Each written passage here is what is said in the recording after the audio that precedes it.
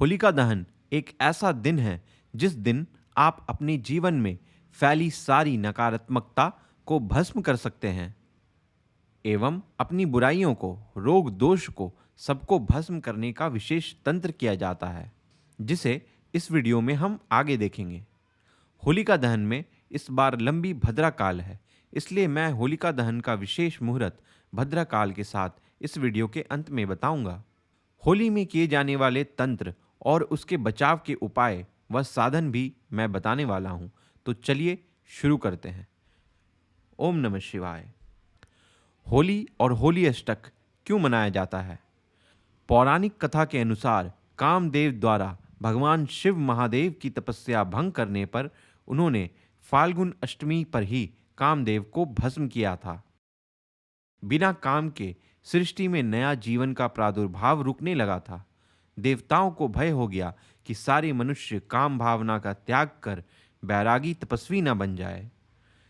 तब कामदेव की पत्नी रति ने कामदेव के पुनर्जीवन हेतु कठिन तप किया, जिसके फलस्वरूप शिव जी ने इसी फाल्गुन पूर्णिमा पर कामदेव को नया जीवन प्रदान किया। तब संपूर्ण सृष्टि में आनंद मनाया गया, जिसे हम होली के त्यौहार के रूप में मनाते हैं।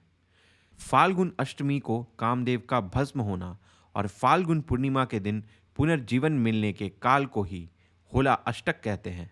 यहीं से होला अष्टक के तंत्र की शुरुआत हुई है। कई और मान्यताओं के अनुसार शिव जी ने कामदेव को बसंत पंचमी के दिन भस्म किया था और धार्मिक मान्यताओं के अनुसार होलिका दहन के दिन ही भगवान विष्णु ने नरसिंह अवतार लेकर अपने भक्त प्रहलाद की जान बचाई थी। इसलिए इस समय भगवान नरसिंह की आराधना का विशेष महत्व है। होला अष्टक का तंत्र। होली से 8 दिन पहले अष्टमी तिथि से होला अष्टक शुरू हो जाता है और इस दिन कोई भी शुभ कार्य करना अशुभ माना जाता है। शादी, विवाह, मुंडन, सगाई और गृह प्रवेश जैसे शुभ कार्य नहीं किए जाते हैं। होला अष्टक के दिन बाजार से कोई नई वस्तुएं खरीदकर नहीं घर पर लानी चाहिए। जैसे इस दौरान नए कपड़े, नया वाहन, घरेलू वस्तु, सोना, चांदी आदि खरीदना नहीं चाहिए। होला अष्टक के दिनों में यदि किसी प्रकार का यज्ञ का अनुष्ठान करवाना चाह रहे हों तो उसे भी टाल देना चाहिए। होला अष्टक के इन 8 दिनों में नकारात्मक ऊर्जा अपने चरम पर होती है। होला अष्टक के दौरान किसी भी प्रकार का निवेश या लेन देन नहीं करना चाहिए। ऐसा करने से आपके जीवन में आर्थिक तंगी आ सकती है। आपके धन आगमन के रास्ते बंद हो सकते हैं। होला अष्टक की समयाविधि को तांत्रिक सिद्ध मानते हैं। तंत्र सार के अनुसार इन दिनों में तंत्र व मंत्र की साधना पूर्ण फल देने वाली होती है। होली पर तंत्र मंत्र व टोने टोटके हेतु सफ़ेद खाद्य पदार्थों का उपयोग किया जाता है। होलिका दहन वाले दिन सफ़ेद खाद्य पदार्थों के सेवन से बचना चाहिए। इसके तोड़ में आप होलिका दहन वाले पूरे दिन काले कपड़े में काले तिल बांधकर अपनी जेब में रख सकते हैं। रात को जलती होली में फिर उसे डाल देना चाहिए। होलिका दहन से पूर्व के पूर्णिमा को प्रातः से रात्रि 12 बजे तक तांत्रिक विभिन्न प्रकार के तंत्र मंत्रों को सिद्ध करने का कार्य करते हैं। तांत्रिक प्रक्रिया में वनस्पति संबंधित सामग्री का उपयोग पर उतारा आदि करते हैं। तंत्रसार के अनुसार होलिका दहन की रात्रि पर शमशान की राख को अनिष्टकारी कार्यों के लिए तांत्रिक उपयोग में लेते हैं। पूजा कैसे करें?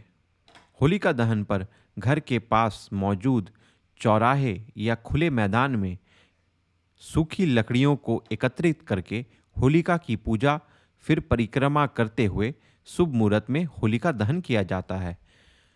होलिका में कुछ चीज़ों को अर्पण करना बहुत शुभ माना जाता है।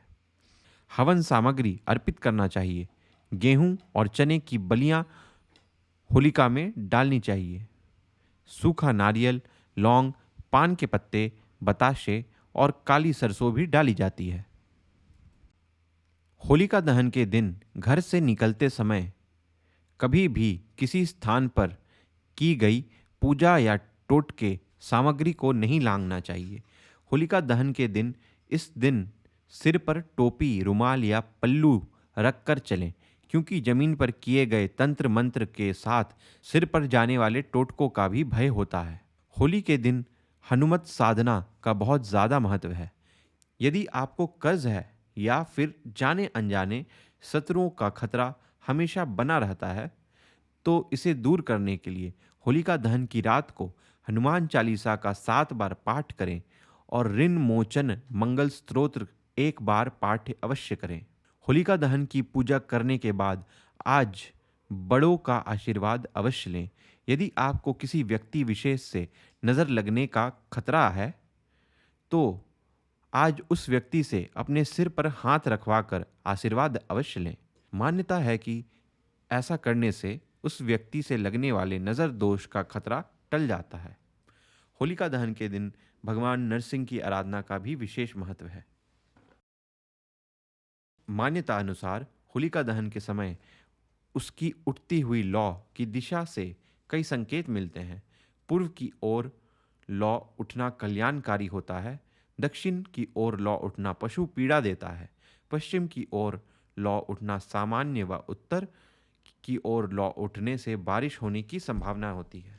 होलिका पूजा 24 मार्च को प्रदोष काल में करने का मुहूर्त है, लेकिन होलिका दहन भद्र दोष खत्म होने के बाद ही करना उचित रहेगा। भद्रा रहने के कारण होलिका दहन रात 11 बजे के बाद ही किया जाएगा। होलिका पूजा शाम 6:24 से 6:48 तक कर सकते हैं और होलिका दहन का मुहूर्त 11 बजे के बाद ही रहेगा।